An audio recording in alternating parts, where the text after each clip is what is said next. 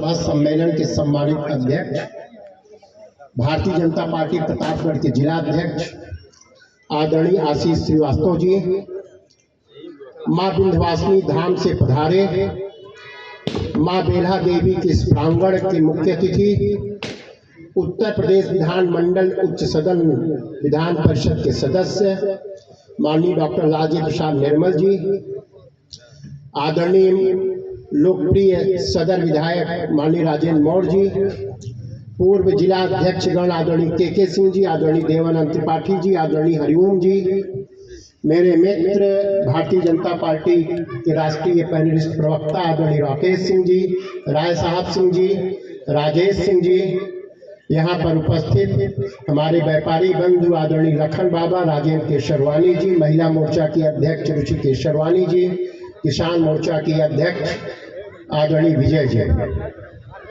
अटल जी सर्वत्र अटल, सदैव अटल, सर्वदा अटल, जिनका व्यक्तित्व, जिनका कद पद से भी बड़ा था। जनसंघ के संस्थापक के रूप में 1957, 1967, 1971, 1977, 1989, 1991, 1996, 1998, 1999, 2004 10 बार लोकसभा के सदस्य, 1962 और 1986 में राज्यसभा के सदस्य, भारत सरकार के विदेश मंत्री के रूप में और देश के गौरवशाली प्रधानमंत्री के रूप में कुल 65 वर्ष की राजनीतिक यात्रा में 56 वर्ष विपक्ष में रहे, 9 वर्ष सत्ता में रहे।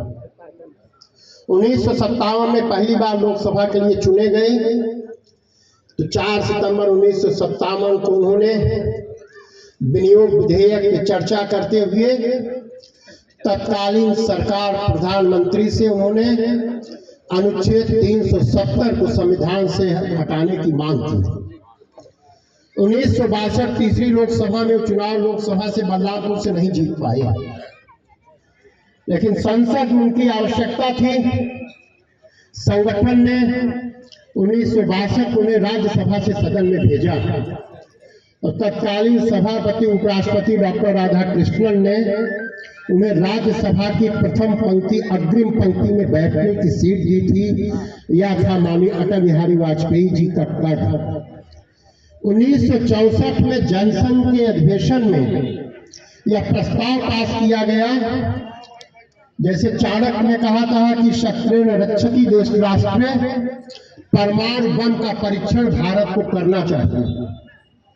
1965 में जनसंघ के अधिवेशन में व्यास जी की अध्यक्षता में डॉक्टर अटल बिहारी वाजपेयी ने तत्कालीन जनसंघ के अधिवेशन को संबोधित करते हुए कहा, जनसंघ से ज्यादा आवश्यक भारत का भविष्य है। अगर भारत का भविष्य उज्जवल रहेगा तो जनसंघ का भविष्य कुछ भी रहेगा, इसकी हमको चिंता नहीं है।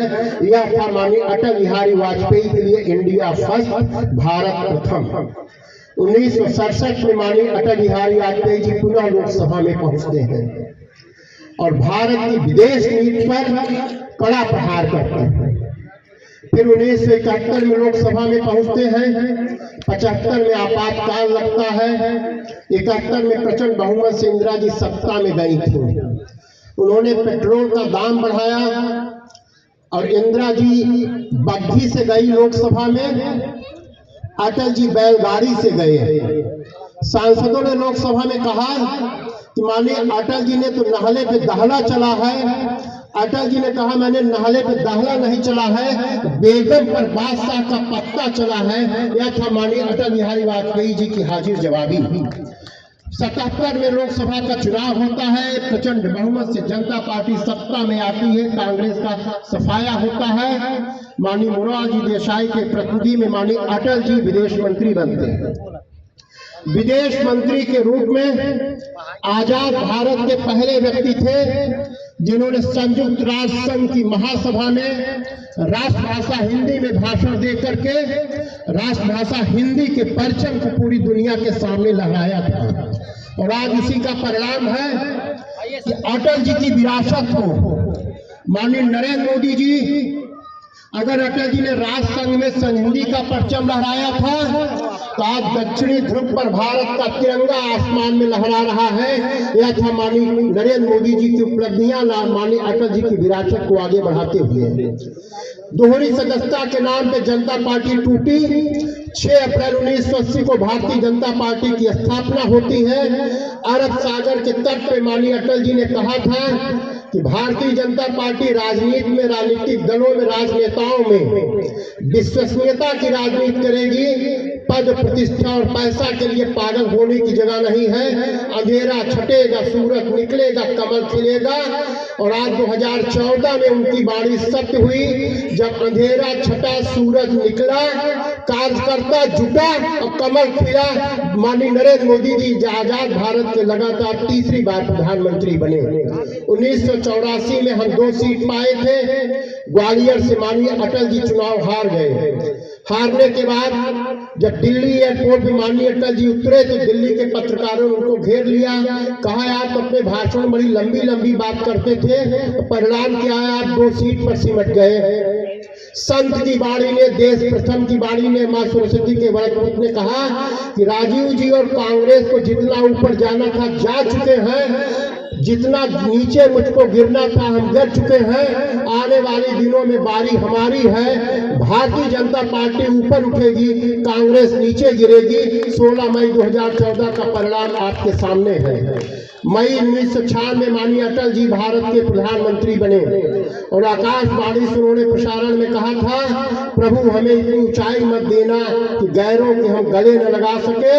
भारत के संविधान और लोकतंत्र के लिए माननीय अटल जी ने सदन में कहा कि संख्या बल के सामने हम सर झुकाते हैं। सत्ता तो आएगी जाएगी, ये देश रहना चाहिए, देश का लोकतंत्र अमर रहना चाहिए। माननीय सभापति महोदय महामहिम राष्ट्रपति को अपना त्याग पत्र देने जा रहे हैं। फिर 98 में चुनाव होता है। मार्च 1998 अटल जी भारत के प्रधानमंत्री की शपथ लेते हैं। 11 मई 1998 को परमाणु बम का परीक्षण होता है। फिर 13 मई 1998 को परीक्षण होता है। परीक्षण 74 में भी हुआ था। पूरी दुनिया को बता के हुआ था या कह के हुआ था कि हम शांति के लिए परमाणु बम का परीक्षण कर रहे हैं। लेकिन जब माननीय अटल जी ने परीक्षण किया था, पूरी दुनिया नहीं जान पाई थी। अमेरिका के उपग्रह राजस्थान के ऊपर चक्कर लगाते रहे, उनको भनक नहीं लगी। 11 मई का परीक्षण वैज्ञानिकों की प्रतिभा का परीक्षण था।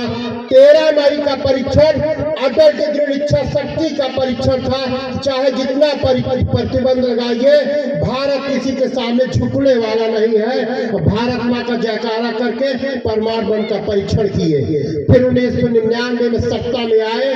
15 अगस्त 1999 को लाल किले की प्राचीर से अटल जी ने कहा था, भारत परिश्रमी बने, भारत पराक्रमी बने, भारत विजयी हो। 2004 तक सत्ता में रहे। स्वास्थ्य न ठीक होने के नाते इसके बाद की परिस्थिति आप जानते हैं। आइए हम सब मिल करके, माननीय अटल जी ने कहा था कि अभिनंदन की भूमि है, वंदन की भूमि है, इसका कण कण शंकर है, बूंद बूंद गंगा जल है। जिएंगे किसके लिए, मरेंगे किसके लिए। माननीय अटल जी की विरासत को आगे बढ़ाते हुए माननीय नरेंद्र मोदी जी जिस परमाणु बम का परीक्षण माननीय अटल जी ने किया था, आज पूरी दुनिया में 9 राष्ट्रों के पास परमाणु बम है। रूस के पास, अमेरिका, चीन, ब्रिटेन, इजराइल, उत्तरी कोरिया, भारत, पाकिस्तान। लेकिन पूरी दुनिया का भारत इकलौता राष्ट्र है जो 2 विरोधी परमाणु शस्त्र संपन्न राष्ट्रों के बीच में है। भारत, उत्तरी कोरिया भी चीन और रूस के बीच में है। दोनों मित्र देश हैं उनके। लेकिन अटल जी को विरासत को आगे बढ़ाते हुए माननीय मोदी जी, देश दुनिया का पहला देश भारत है जिसने परमाणु संपन्न पाकिस्तान के अंदर घुस करके ऑपरेशन सिंदूर में ऑपरेशन सिंदूर करके हमला किया है। भारत किसी के सामने झुकने वाला नहीं है। भारत का तिरंगा लहराया। 15 अगस्त 47 को देश आजाद हुआ। 14 अगस्त को माननीय अटल जी ने कहा था, 15 अगस्त की आजादी अधूरी, राबी की शपथ अधूरी है। गिरगिट दारों तक अखंड भारत बनाएंगे। जो पाया उसमें खो न जाए, जो खोया उसमें का ध्यान लगावे। वह दिन दूर नहीं, जैसे देवानंद जी कहते थे 370 समाप्त हुआ है। हम अटल जी की उस पंक्ति को याद करते हुए, वह दिन दूर नहीं, जब पाको आज कश्मीर में भारत का तिरंगा लहराया जाएगा और हमारे प्रदेश